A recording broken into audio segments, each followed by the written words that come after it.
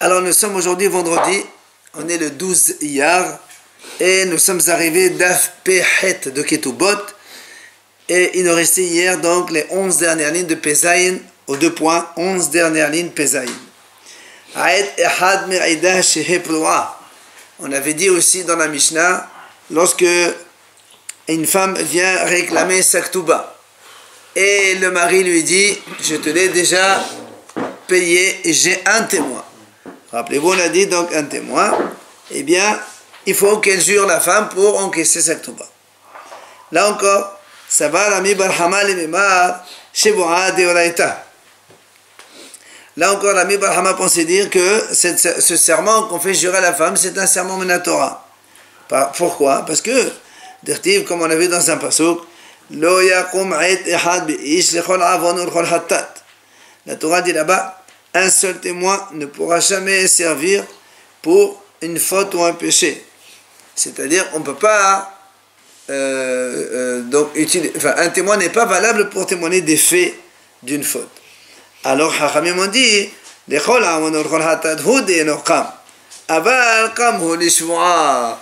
c'est pour chaque, si pour donc témoigner contre une faute, là, un seul témoin n'est pas valable. Par contre, les shvo'a, oui, mais un témoin peut obliger l'autre à jurer. Là, c'est la femme qui invoque le témoin?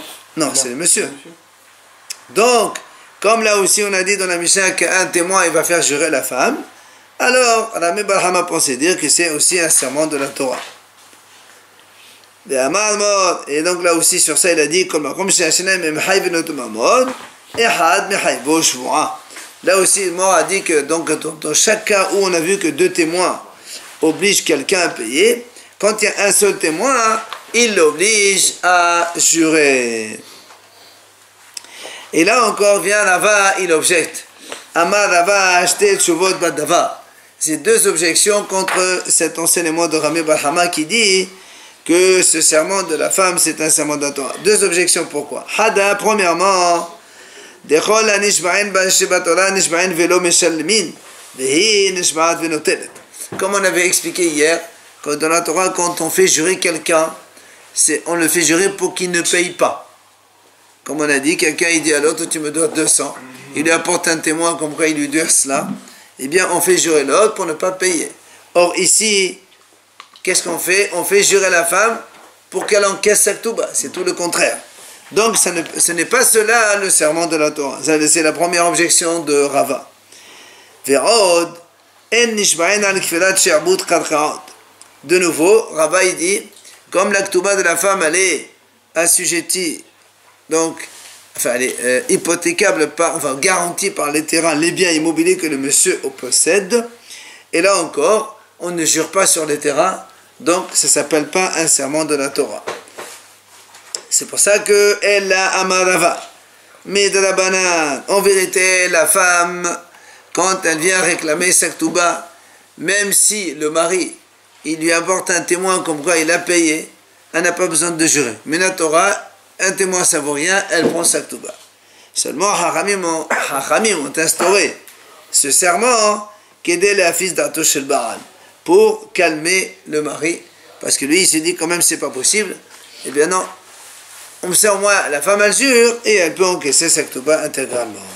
C'est quoi la différence entre le serment de la Torah et c'est très différent. Au serment de la Torah, on prend un Sefer Torah en main et on jure, et c'est beaucoup plus gravissime. Le serment de Hachamim, c'est beaucoup plus simple. Amar la papa, il dira papa. Si le mari il est intelligent, Maïtela les dit Shvara de Oraita. Rachid a dit ici. Shvara de Oraita, et Bashem, Ubikenoui, Viohesef Beado. וחמורה היא מאוד, אבל שבועת הרבנה כללה בעלמא כעין שלנו. Tu as vu donc, mais la Torah c'est avec un Sefer Torah et donc elle est beaucoup plus grave. Mais alors que le serment de Hachamim c'est une simple malédiction comme on fait nous, on fait jurer comme ça les gens. Quoi qu'il en soit, Papa il nous dit ici, si le mari il est intelligent, il peut amener sa femme à jurer mina Torah. Comment? Comment? Il nous dit comme ça. Donc lui déjà, il dit qu'il lui a donné sa Ktuba déjà avec un témoin, n'est-ce pas? Et nous on dit, dans ces cas-là, le serment qu'elle va jurer, c'est un serment de Hachamim. Alors, il vient, papa il lui dit, voilà comment un homme il peut faire en sorte que le serment devienne un serment de la Torah. Comment il fait? Il lui paye, écoutez bien, il lui paye la Ketouba une deuxième fois devant un témoin. D'accord? Par exemple, il a donné déjà une fois 10 000 euros avec un témoin. Elle dit, il m'a rien donné. Mais maintenant, il ne peut rien faire. C'est un serment de Hachamim. Elle va jurer, elle va prendre. C'est pas grave. Alors, qu'est-ce qu'il fait? Il apporte un autre témoin. Il lui donne de nouveau 10 000 euros. Il lui paye sa Ketouba une deuxième fois devant un autre témoin. Après, qu'est-ce qu'il fait?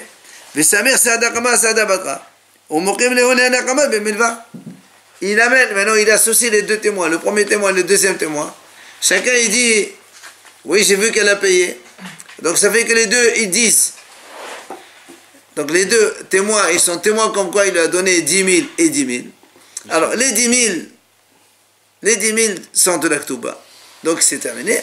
Mais les premiers 10 000, c'est ce qu'il dit. Ça veut dire, les deuxièmes 10 000 qu'il a donné, c'est ça la Ketouba.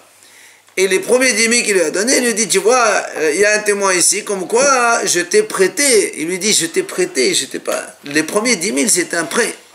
Or, dans un prêt, ça c'est une vraie choix de Horeta, ça devient. Mais Rav, combien c'est la Ketouba? 10 000. Mais quel intérêt de payer 2 fois 10 000? Comme ça, il a fait jurer la Torah, c'est tout l'intérêt, justement. Parce que les gens, quand on leur fait jurer la Torah, ils ont beaucoup plus peur que de jurer des Hachamim. Alors, qu'est-ce qu'il fait? Il lui donne les 10 000 Ketouba, d'accord? Mais il lui fait jurer sur les premiers 10 000, comme quoi tu les as eus. Parce qu'elle, qu'est-ce qu'elle dit? Les premiers 10 000, tu m'as rien donné. Ouais, mais elle joue après. On lui fait regarde, quand il vient lui dit, je t'ai payé 10 000 Ketouba. Elle lui dit, non, c'est pas vrai. Alors elle va jurer, on a dit des Hachamim.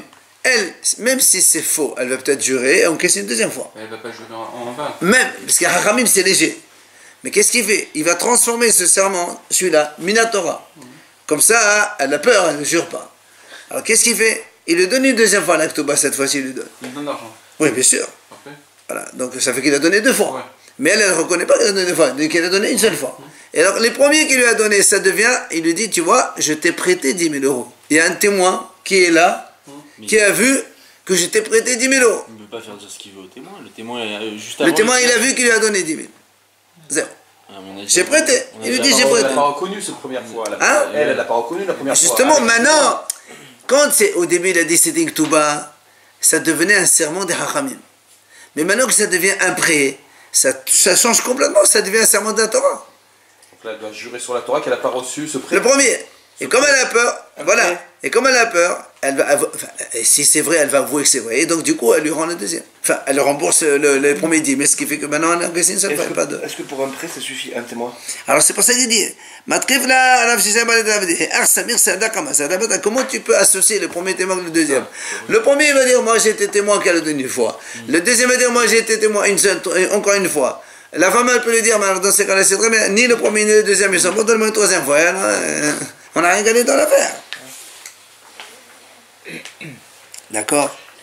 Ella Amar Rav Shisha Balé de l'avait dit. Rav Shisha, il dit, voilà comment il fait. Yahiv la ketubata be'api sahda kama be'sahda batra. On me comme la laine, kama be'alva'a. Il dit, c'est simple. Il dit comme ça. Et lui, il a donné les premiers 10 000 ketubas devant un témoin. Et donc, elle nie. Elle dit que c'est pas vrai. Nous, on ne sait pas qui a raison pour l'instant. Qu'est-ce qu'il fait maintenant?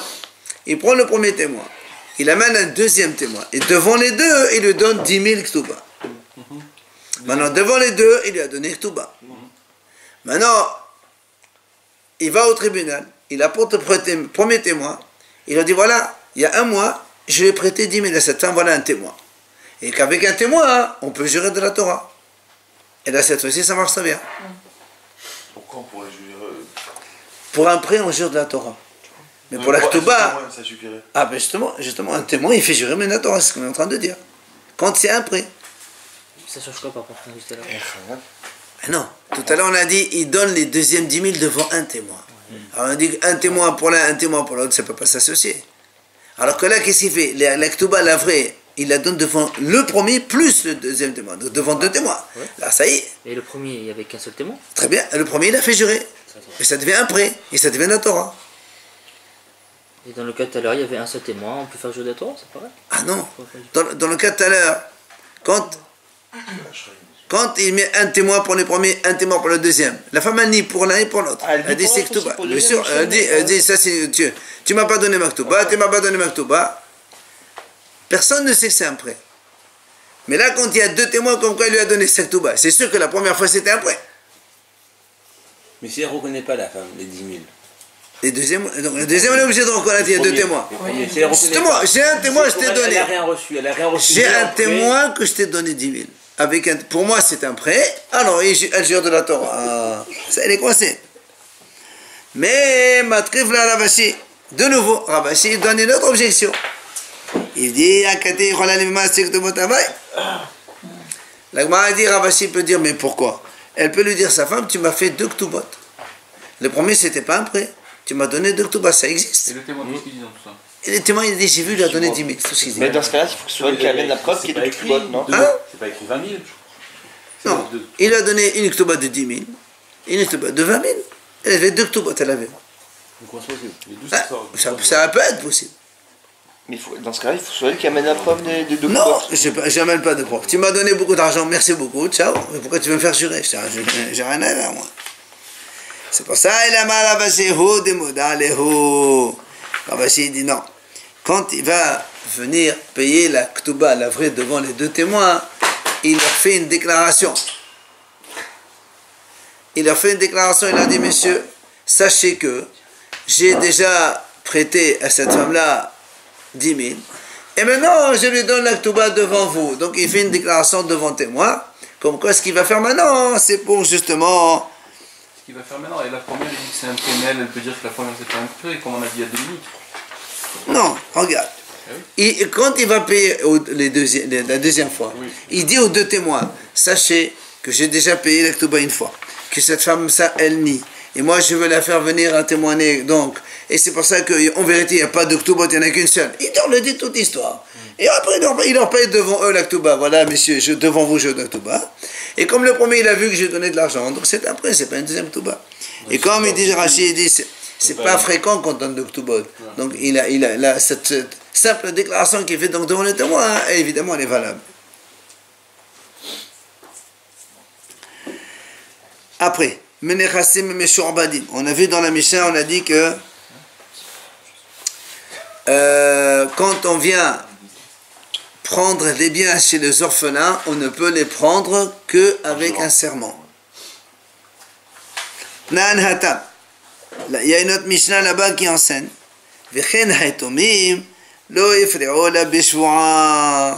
Même les témoins, les orphelins, quand eux-mêmes ils veulent encaisser de l'argent, ils ne peuvent encaisser qu'en jurant.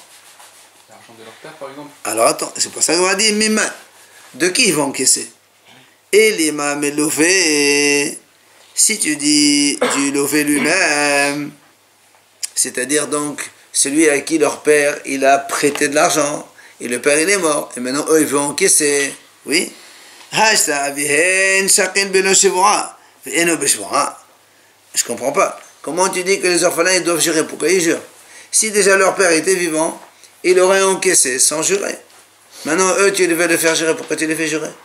S'ils ont une créance, il y a marqué tel monsieur il doit à leur père telle somme, eux ils viennent maintenant encaisser, pourquoi tu veux les faire jurer? Qu'est-ce qu'ils ont fait? Donc si le père il prend sans jurer, pourquoi eux tu les fais jurer? Ça n'a aucun sens. Et là, on est obligé de dire comme ça. La Gemara dit non, en fait non. Ici, le lové, l'emprunteur aussi il est mort.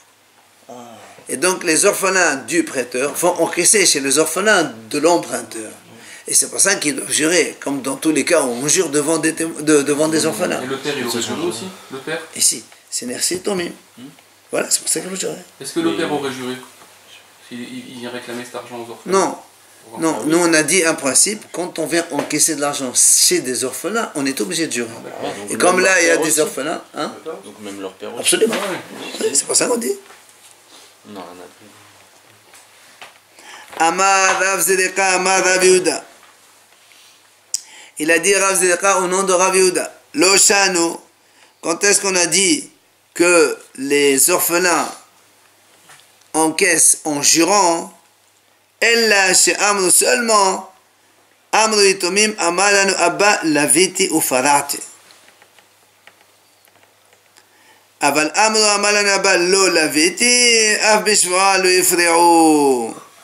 Il dit, quand est-ce qu'on a dit que les orphelins, on va dire les orphelins du malvé, donc de l'emprunteur, non, du prêteur, ils jurent et ils encaissent chez les orphelins de l'emprunteur, seulement quand ces orphelins du levé de l'emprunteur ils disent, notre père a dit, il nous a dit effectivement, la vérité ou pas raté. Leur père leur a dit, vous savez, j'ai fait un prix chez monsieur et j'ai remboursé déjà. Remboursé. Maintenant les autres, ils disent, non monsieur, voilà, votre père n'a pas remboursé. Alors ils jurent et ils encaissent. Mais si les orphelins de celui-là, donc de l'emprunteur, du levé, ils disent, notre père nous a dit, la vite, j'ai jamais emprunté à personne.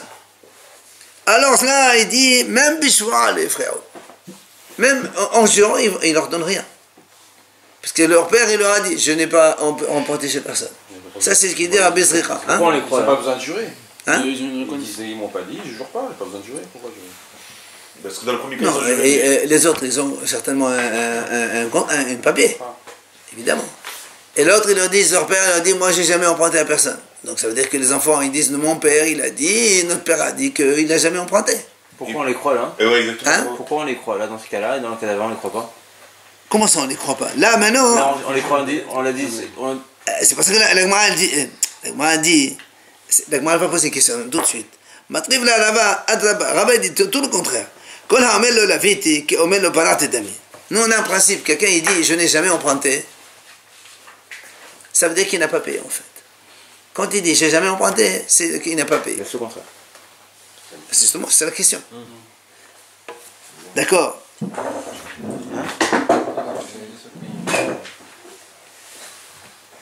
Quand il dit j'ai pas emprunté, il tient un shtar comme quoi il dit voilà, ça veut dire c'est sûr que tu n'as pas payé encore.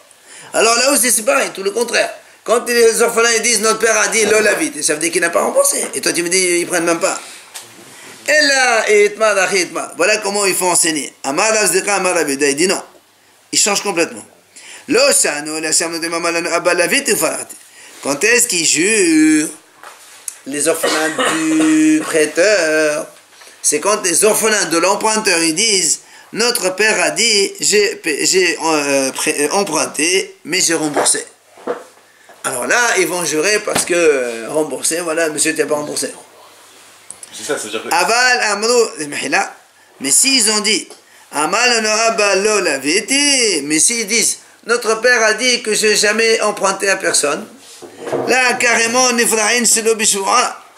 Au contraire, là, les autres, ils vont, avec le contrat, ils vont carrément se faire rembourser sans même jurer. Parce que, comme on a dit justement, c'est quoi là, mais le David dit comme le fanate d'amis. Parce que quand quelqu'un dit je n'ai pas emprunté, ça veut dire qu'il n'a pas remboursé. Parce qu'il dit j'ai pas emprunté, et pourtant tu es un shtar, donc tu n'as jamais remboursé. Alors tu payes sans jurer.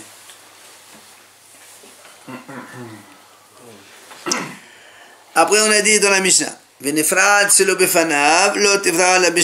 une femme elle vient encaisser sa ktouba alors que le mari n'est pas là, imaginons qu'il lui a envoyé un guet d'Amérique.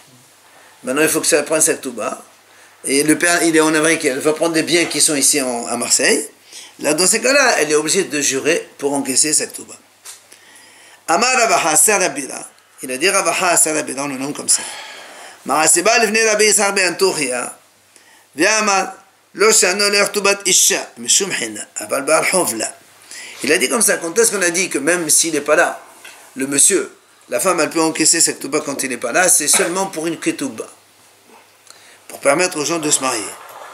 Aval Baal Hov, là, il dit, mais si c'est un Baal Hov, un créancier, par exemple, quelqu'un, moi je dis, il y a un monsieur qui s'appelle Reuven, il me doit 10 000 euros, par exemple. Or, il est parti en Amérique. Alors celui-là, tant qu'il n'est pas là, je ne peux pas aller me faire encaisser dans ses biens. C'est ce qu'il dit, hein? C'est normal. C'est normal. J'imagine que ça remboursé. Alors dans ces cas-là, je te prête 1000 euros et tu vas te tailler en Amérique. Et ouais, c'est pas ça. Rava au nom de Hana, il dit pas du tout, monsieur. Le Baal Hava aussi, c'est pareil. Pourquoi? Sinon,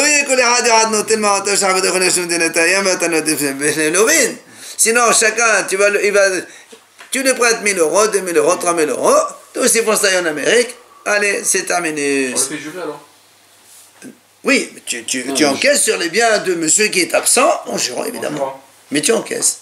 Pas comme il a dit lui, non. Baal Hov, non. Même s'il n'est pas là, tu peux te faire rembourser sur ses biens, évidemment. Ça, c'est sûr, on a déjà dit ça. Ça, tout le monde est d'accord qu'on jure quand il n'est pas là. Elle jure, elle prend. C'est normal, peut-être qu'il lui a donné. Rabbi Shimon Omer Kozman Shetobat Ketubata, ça c'est la conclusion de la Mishnah. Rabbi Shimon il dit comme ça, tout le temps que la femme elle réclame sa Ketouba, les héritiers la font jurer, mais si elle ne réclame pas sa Ketouba, les héritiers ne la font pas jurer. Alors justement on ne comprenait pas trop, et donc moi elle va expliquer un peu de quoi il s'agit. Rabbi Shimon Ahia, elle dit Rabbi Shimon de quoi il parle ici? Parce que quand il vient, parce que nous au début on a dit dans la Mishnah plusieurs idées différentes, celle qui est pour Gemet, celle qui a un témoin, tout ça, on a plein de trucs. Il vient Rabbi Shimon dit comme ça, si une femme elle vient tout le temps qu'elle vient réclamer cette Ketouba, les héritiers peuvent la faire jurer. Sinon on ne la fait pas jurer. Alors on dit de quoi tu parles ici? De quelle idée tu viens Rabbi Shimon nous parler? Amar Rabbi Meir, Rabbi Meir dit donc sur cette idée-là. Laquelle? Quand on a dit dans la Mishnah, nous on a dit comme ça. Quand on a dit comme ça, une femme qui vient prendre sa Ketouba, oui, alors que le mari n'est pas là, elle est obligée de jurer. Alors dit comme ça, la Mishnah l'a dit comme ça. La Mishnah, quand elle dit comme ça, une femme qui vient encaisser de l'argent de son mari qui est absent, elle fait ça en jurant. Dans la Mishnah, on n'a pas précisé. Donc nous, on comprend aussi bien pour les maisonnotes, si la femme, par exemple, elle a été veuve ou divorcée, elle veut manger, même pour ça, le mari n'est pas là, elle jure et elle prend pour de quoi manger. Ou la Ketouba, c'est la même chose, elle jure, elle prend sa Ketouba. Il vient Rabbi Shimon dit non, pas du tout, je ne suis pas d'accord. Quoi?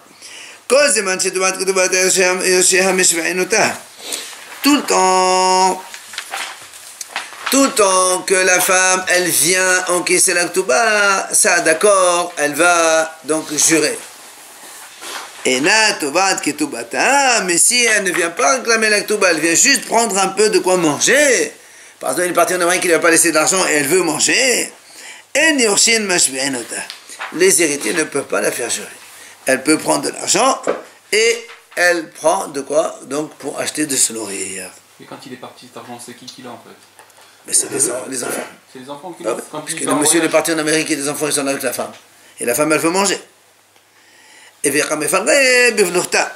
Et là, tous les deux, ils sont de la même mahlok qu'on a vu ailleurs. Pardon. La mahlok entre Hanan et les enfants des Kohanim Gedolim. Et là, comment ça se passe s'ils sont seuls, ils n'ont pas d'enfants? Lui, il part en voyage, elle veut manger. Elle mange, justement. Elle mange. L'argent est parti, lui. Elle prend. Elle n'a pas besoin d'aller au tribunal et dire voilà, monsieur, je vais vendre un terrain, je vais vendre une voiture. Elle fait. Comme la Mishnah dit. Voilà, la Mishnah dit comme ça. Quelqu'un est parti en voyage. Puis je te vends maison et la femme elle est là, elle veut manger. Comment je fais? Hanan Omer. Hanan il dit comme ça. La femme elle doit jurer à la fin. C'est-à-dire, quand soit son mari il meurt ou il a divorce, elle va jurer, elle va venir réclamer sa Ketouba. Elle jure que pendant cette durée-là, elle n'a pas pris d'argent chez elle. Il y avait là-bas les enfants des Kohanim Gedolim qui ont été mahloket sur eux, sur Hanan. Ils ont dit non, elle doit jurer aussi bien au début avant d'aller acheter les maisonnotes et aussi à la fin avant de prendre sa Ketouba. Donc c'est la mahloket entre les deux. C'est comme chez nous ici. Rabbi Shimon qui a Hanan. Parce que Rabbi Shimon a dit pour les maisonnotes, elle ne jure pas. C'est comme Hanan il dit pour les Ketouba, elle jure mais pas pour les maisonnotes. Chachamim eux qui venaient Kohanim Gedolim. Donc c'est la mahloket entre Tanakama et Rabbi Shimon comme Hanan les enfants de Kohanim Gedolim. Il jure quoi? Elle jure quoi au début? Comme qu'elle n'a rien pris. Non, au début. Elle n'a rien pris. Elle veut manger. Elle a pas, son mari ne lui a pas laissé. Peut-être son mari lui a laissé 10 000 euros en espèces. Qu'est-ce que tu vas vendre la voiture? Et si elle a pris, il n'y a plus, il faut bien qu'elle reprenne. Comme ça, on continue. C'est la même chose. Elle jure qu'elle n'a pas d'argent, elle n'a pas d'espèces, il faut qu'elle mange. Matrib la Rav Sheshat. Alors, Rav Sheshat, il dit, on a bien compris la mahlok de Rabbi Shimon et Tanakama. Seulement, on ne comprend pas l'expression, comment Rabbi Shimon y formule. Comment tu dis alors ici, ce sont les héritiers qui la font jurer? Si tu me dis que, comme la Mishnah là-bas, elle parle qu'une femme, son mari est parti, il n'y a pas d'héritier, ou même s'il y a des héritiers, quand la femme, elle veut manger, elle va au tribunal pour jurer, elle ne va pas aller chez les héritiers. D'accord? En plus, ici, on a dit, on a dit, le monsieur, il est parti en Amérique là-bas, donc ça veut dire qu'il n'y a pas d'héritier, si le mari, il est encore vivant, il n'y a pas d'héritier ici. Donc il faut qu'elle aille au Bédine. Mais ça fait rien, c'est pas un héritier. Non, on a dit, mais alors, il me dit la taille. Et là, c'est pour ça que Rav Sheshat, il change. Il dit non. Rabbi Shimon, quand il a dit cette phrase, que si elle réclame la Ktouba, on la fait jurer, sinon on ne la fait pas jurer, sur la deuxième idée de la Mishnah. Laquelle deuxième idée de la Mishnah? Quand on a dit, si une femme, depuis la mort de son mari, donc depuis l'enterrement, elle est partie directement soit chez ses parents, soit chez les beaux-parents, mais l'on a assez apotrophia. Ça veut dire qu'elle n'a jamais été gestionnaire de ses biens. Dans ces cas-là, apotrophos. Évidemment, puisqu'elle n'a jamais rien touché, alors les héritiers ne peuvent pas la faire jurer. Elle n'est jamais intervenue dans l'argent. Par contre, la Mishnah elle a dit comme ça, si maintenant elle a géré les biens, Yorshin, donc les héritiers, ils la font jurer, les Atid Lavo, c'est à partir de ce moment-là que tu n'as rien mis dans ta poche. D'accord? Mais il ne peut pas la faire jurer sur le passé, c'est-à-dire durant la vie de son mari. Là, on parle en fait dans le cas où le mari lui a dit je ne te fais pas jurer durant toute ma vie, patour, etc. D'accord? Et dans ces cas-là, les héritiers, eux, ils peuvent la faire jurer à partir du moment où le mari il est mort, mais pas dans la période où le mari n'était pas encore mort. Ça, c'est la Mishnah. Maintenant, c'est là où on comprend comment Rabbi Shimon vient. Il n'est pas d'accord avec ça. Qu'est-ce qu'il dit Rabbi Shimon? Si la femme, elle réclame sa Ktouba, eh bien, dans ces cas-là, les héritiers, la font jurer comme quoi elle n'a rien gardé, puisqu'elle elle a géré les biens. Maintenant, si elle ne vient pas du tout réclamer cette Ktouba, alors, si elle vient, les héritiers ne peuvent pas faire jurer la femme, stam comme ça. Si elle vient réclamer cette Ktouba, on la fait jurer comme qu'elle n'a pas pris de l'argent chez elle, sinon, il ne peut pas la faire jurer. Et là, c'est une autre mahlok qu'on a vue entre Abba Shaul et le Haramim. Laquelle? Dites-moi. La Mishnah dit Apotropos Shimenahu Avi Tomem Ishava. Mais nos Beddin lo Ishava. Hachamim disent comme ça. Si un tuteur a été nommé par le père même des orphelins avant qu'il meure, celui-là, il devra jurer qu'il n'a rien pris pour lui. Par contre, un tuteur qui a été nommé par le tribunal, celui-là, on ne le fait pas jurer. Est-ce qu'il a été nommé par le 2 secondes. En fait, il y a une mahloket, mais chacun il a sa raison. Regarde. Donc, les haramim ils disent comme ça. Si c'est le père des orphelins qui l'a nommé, il doit jurer. Évidemment. Si le tribunal il le nomme, on ne le fait pas jurer. Un tribunal il nomme un tuteur pour gérer les biens des orphelins. Alors on ne le fait pas jurer, pourquoi? Parce que sinon personne n'accepterait d'être tuteur. Mais si le père il l'a nommé, Haramim disent ici Ishava, il doit jurer. Pourquoi? Parce que s'il accepte de gérer en rendant service au père, c'est que le père, certainement, il lui a déjà rendu service, et là on craint que le monsieur, il risque de mettre un peu dans sa poche, donc on le fait jurer. Mais Abba Shaul, il dit tout le contraire. Regardez, mais avec des raisons aussi. Abba Shaul, va démarrer. Abba Shaul, il dit tout le contraire. Mino bedin ishava.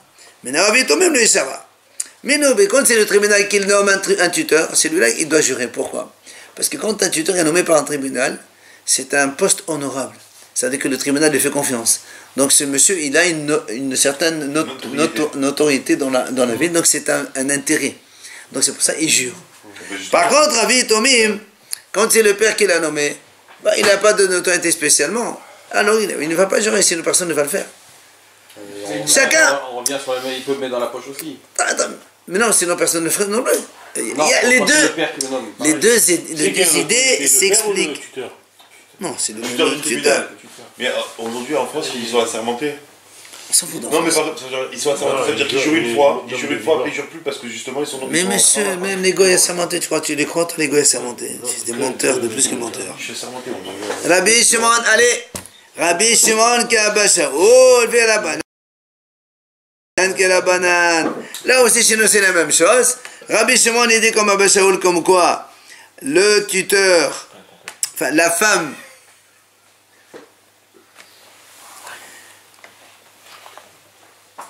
qui a été donc qui a été apotropos des biens des orphelins, il pense comme Abba Shaoul, comme quoi elle ne jure pas. Et Hachamim, il pense comme le Hachamim, comme quoi elle doit jurer. Alors, Matriv l'a Abaye. Dans ces cas-là, Abaye là aussi, l'objet, il dit comment? Parce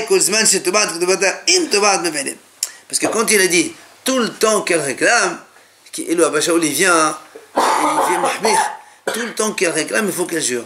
Alors que ici, c'est le contraire. Abba Shaoul il est miqil, puisqu'il lui dit que seulement si elle a été apotropos, elle jure, sinon non. Alors il faut dire mais pas kol zeman. La formulation de Abba Shaoul, c'est comme si il est mahmir sur Tanakama. De Rabbi Shimon, pardon. La formulation de Rabbi Shimon, c'est comme s'il dit à chaque fois qu'elle vient réclamer, il faut qu'elle jure. Alors, comme si il est plus mahmir que le premier. Alors qu'en fait, il est plus mahmir que le contraire. Il lui dit si elle vient réclamer, elle vient jurer. Et là, Abaye, c'est pas ça qu'il vient Abaye dit. Abaye dit non. Rabbi Shimon, il parle de l'autre idée de la Mishnah. Laquelle? Celle-là. Katavla, si le mari l'a écrit à sa femme. Rappelez-vous, il a dit quand un homme il dit à sa femme, voilà, quand il se marie, il dit voilà, je te dispense de tout serment, de tout. On a dit lui-même quand il veut, il ne peut pas la faire jurer. Après, il dit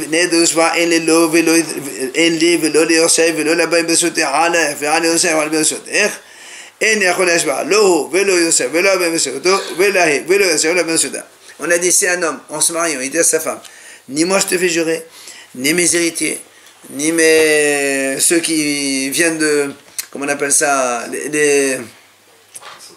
ceux qui sont rattachés à moi, voilà, comme ça, comme dans les impôts, c'est pareil. Et donc, ni moi je te fais jurer à toi, ni tes héritiers, ni ceux qui sont rattachés à toi. Dans ces cas-là, personne ne fait jurer l'autre. Ça, c'est on a dit dans la Mishnah. Rabbi Shimon dit non, je ne suis pas d'accord. Quoi? Rabbi Shimon dit non. Même si le mari, il lui fait ce tnaï, que personne ne l'a fait jurer, ni lui, ni ses descendants, ni personne, ni elle, ni ses héritiers, ni personne, si la femme, elle vient réclamer sa ketouba chez les orphelins, on est obligé de la faire jurer. Ça, c'est Rabbi Shimon, qui est mahmir. Et ça, c'est la mahnok qu'on a vu hier, entre Abba Shaoul ben Imam Miriam et les Hachamim. On a dit, rappelez-vous hier, ici, pardon, juste avant la fin de la Mishnah, quand on a dit il a dit comme ça. Abba Shaoul ben Imam Miriam, il dit comme ça, que le mari il dise lo neder, lo shvoa, naki neder, naki shvoa, dans tous les cas, oui, soit bin amachasa, bin masali, bin masali, mashbi'inota. Pardon, mais il a dit à la fin, qu'est-ce que tu veux que je fasse? Hachamim m'ont dit, celui qui vient encaisser des orphelins, il est obligé de jurer, alors elle aussi, elle jure. C'est pas ça, il dit comme ça. La mahlok, c'est entre Abba Shaoul ben Imam Miriam et Rabbanan. Rabbi Shimon, il est comme Abba Shaoul, comme quoi, c'est vrai que normalement, quand un homme il fait dispenser sa femme de tout serment, ni elle, ni ses héritiers, ni lui, ni ses héritiers, il ne peut pas la faire jurer. Mais Hachamim ont institué que la femme, quand elle vient encaisser des orphelins, elle est obligée de jurer. Donc c'est pour ça que Rabbi Shimon dit, comme Abba Shaoul, si la femme elle vient encaisser ses ketouba des orphelins, on est obligé de la faire jurer. Alors que Rabbanan, Hachamim disent non. S'il lui fait donc cette dispense, un tnaï, condition comme quoi la femme n'a pas besoin de jurer, ni le monsieur ne l'a fait jurer, ni ses enfants, ni ses héritiers, ni un des héritiers, eh bien, il n'y a pas de serment dans ce cas-là. Il se réfère à Naki, là. Quel acquis? Naki. Non, Naki ou l'on est de n'importe. Parce que Naki, on a vu qu'il y avait deux habits différents. C'est pour ça, on est en train de parler de ça justement. Abba Shaul ben Imam Mediam. Mais des serments, c'est non, mais les haramim ont quand même instauré de jurer quand même. Matrif là, papa, il vient à papa, il objecte. Il dit, Hatena Kozman Shetovat Ketubata. Ena Tobat Ketubata Maïka Lemema. La Gemara dit comme ça. Quand Rabbi Shimon il dit, Kozman Shetovat Ketubata, tout le temps qu'elle vient réclamer sa Ketuba, elle jure. Pourquoi? Parce qu'elle pense, Rabbi Shimon il pense comme Abba Shaul ben Imam Mediam, comme on vient de dire maintenant. Alors il m'a dit, mais dans ces cas-là, qu'est-ce qu'il rajoute après? Rabbi Shimon il dit, mais si elle ne réclame pas Ketubata, elle ne jure pas. On le sait ça. Pourquoi il écrit? Puisque nous on a dit, Abba Shaul, si Rabbi Shimon, il pense comme Abba Shaul ben Imam Miriam. Lui il a dit, dans tous les cas, si le monsieur il dit à sa femme, je ne te fais pas jurer, il n'y a pas de serment. Alors pourquoi il rajoute Rabbi Shimon? Mais si elle ne réclame pas sa Ketouba, elle ne va pas jurer. C'est normal, elle ne va pas jurer. Si ça fait partie du Tnaï. D'accord? Qu'est-ce qu'il veut nous apprendre ici? Quand il nous dit, quand elle vient réclamer sa Ketouba, elle jure, il va m'apprendre que la halakha comme Abba Shaul ben Imam, c'est que même si le monsieur, il lui fait une Tnaï de dispense de jurer, quand elle va encaisser sa Ketouba, elle va quand même jurer. Ça, il nous l'apprend. Mais après tu me dis, mais si elle n'encaisse pas sa Ketouba, elle ne jure pas. C'est ce qu'on est en train de dire. Abba Shaul, c'est ça qu'il a dit. Quand il lui fait un Tnaï de ne pas jurer, elle ne jure pas. Alors pourquoi tu dis ça? À quoi il sert? Elle a mal à papa. La pourrée, mais de la belle, il vient à papa et dit, en vérité,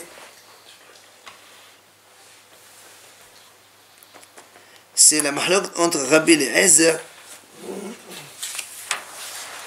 qu'on a vu nous dans la Mishnah.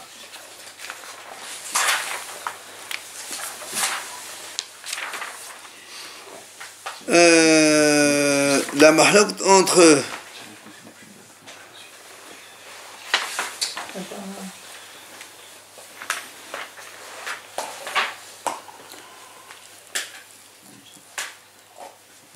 ah non, il a dit Rabbi Eliezer, il dit on fait comme ça, c'est pas dans notre Mishnah.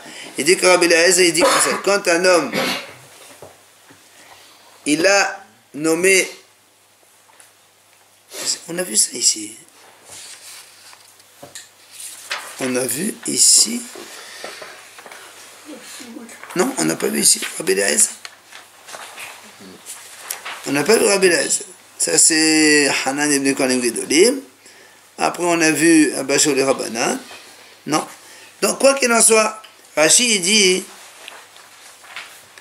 c'est ça. Rabbi Eliezer et Rabbanan ils ont dit comme ça. Quand un homme il a nommé cette femme-là apotrophos, il a fait jurer. Ah non, c'est dans la première Mishnah, dans la Mishnah d'avant. Dans la Mishnah d'avant, on a vu ça. C'est pas ici, c'est pas la Mishnah, c'est la Mishnah juste avant. Voilà, ici. Hamoshif, voilà ici.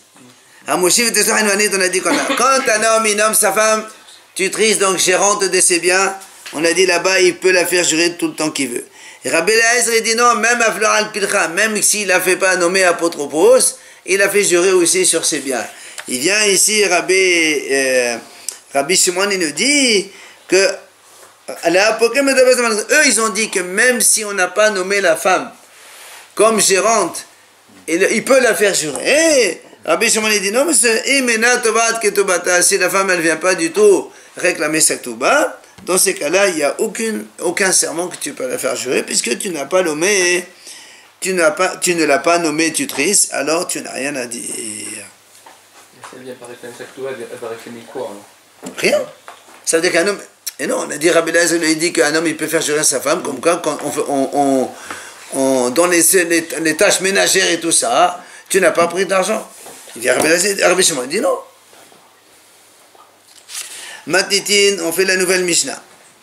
Hotzi aget ve'en emo ketuba. Gova ketubata. Si une femme, elle sort le get, elle va au Bédine, voilà monsieur, son mari l'a divorcé, elle réclame sa ketuba. On lui dit amène ta ketuba. Amène la ketuba, et on lui donne, il te paye. Elle leur dit j'ai pas de ketuba. Je l'ai perdu. La Mishnah a dit Gova Ketubata. Et elle encaisse quand même cette Touba. Mais sur quel montant Sur quel Sur quel montant, voilà, c'est ça. On donne le minimum, c'est 200 pour une jeune fille. Si elle a porté pas comme que les jeunes filles, ça, on donne le minimum. Elle jure quoi Elle que. dit qu'il y avait plus, elle. Ouais, voilà, c'est ça. Elle jure sur quoi alors? Comment c'est sur quoi? Si c'est 10 000, c'est Ktouba. S'il avait donné plus. D'abord, il n'y a pas marqué quel jour ici. On n'est pas en train de dire. Une femme, elle vient, elle n'a pas cette Touba. Elle dit voilà, mon mari m'a divorcé. Je réclame la Touba. Mais ça se trouve, elle a pris une partie de la Touba. On l'a vu, ça, nous. Non, non, là, elle n'a pas dit que. Non, mais d'accord, mais le Bedin, il lui va lui payer. Elle dit je n'ai pas eu ma Touba. Voilà. Le mari lui dit je t'ai donné, ou je ne sais pas ce qu'il raconte. La Mishnah nous dit go back to Bata. Parce que c'est normal qu'un homme ait donné la Touba à sa femme. Moi, ce que je dis, c'est que ça se trouve, son mari, il y avait déjà donné de l'argent. Elle avait déjà pris de l'argent. Pour l'instant, le mari ne dit rien. Il ne dit pas j'ai donné une partie. D'accord? Il dit, Rachid dit, parce que comme la Ktouba c'est Marasé Beddin, c'est un truc inhérent au mariage. C'est comme si qu'elle l'a en main, en fait. Même si elle l'a pas. C'est comme si le Beddin, il dit, voilà, mais c'est normal, une femme qui se marie, elle a normalement une Ktouba. C'est maintenant le contraire. Ça existe une femme qui n'a pas de Ktouba? Ça n'existe pas. Ktouba ve'en get. Ktouba, si la femme elle a la Ktouba, mais elle n'a pas de get comme quoi elle a été divorcée. Et elle dit voilà, mon mari il m'a divorcé, mais elle a. Et on met ta va de guetter. Elle dit voilà, moi j'ai perdu mon get. D'accord? Elle a perdu le get et elle veut la Ktouba. Seulement, oh ben elle avait Tchoubadi. Il lui dit non, moi je l'ai déjà. Il est déjà payé.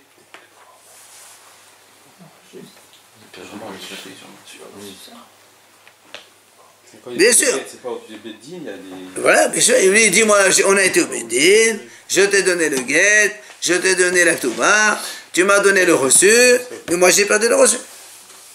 Mais le Bedin, ils ont un double, on a dit. Non, il n'a pas un double. Ouais, mais. Non, il n'a pas un double. Ou encore, il dit la Mishnah la même chose. Elle dit comme ça. Eh, messieurs, vous savez, cette année, on est dans la Shemitah. Rappelez-vous, on a rappelé, donc la fin de l'année, si quelqu'un il a une dette, d'accord, il n'a pas le droit de réclamer après Rosh Hashanah. Si quelqu'un il me doit 1000 euros par exemple, si je ne l'encaisse pas avant Rosh Hashanah, d'accord, il vient, d'abord tu n'as même pas le droit de réclamer, tu n'as pas le droit de dire monsieur, au lendemain de Rosh Hashanah, à partir de Rosh Hashanah, tu ne peux plus dire monsieur tu me dois 1000 euros, tu n'as pas le droit de dire ça. Et quand il vient te rembourser tout seul, tu lui dis Anim Shamet, Shmita. Mais si on écrit le Prousboul, vous savez, ça, on lègue les tribunaux rabbiniques d'Israël, que lui il se charge de ça, alors il n'y a pas de problème, donc je peux te réclamer. On l'a fait un déjà. Oui, on a fait un là, il y a 7 ans. Alors, maintenant, c'est quoi? Un bar, moi j'ai un contrat, comme quoi le monsieur Réhouven, il me doit 1000, il a marqué Réhouven, il me doit 1000. Je viens de quelques jours après Rosh Hashanah, j'ai dit, monsieur, oh, tu me dois 1000. Il me dit, oh, Shemitah. Alors moi j'ai dit, monsieur, moi j'ai fait Prousboul. Où est le Prousboul? Il s'est perdu. Mais c'est pas Énormément pareil, hein? pareil pour un Touba. C'est la même chose. Il n'y a pas de Prousboul pour un Touba. Ça va rien. Pas besoin de Touba. Lui il a reçu, j'ai perdu le reçu, c'est la même chose.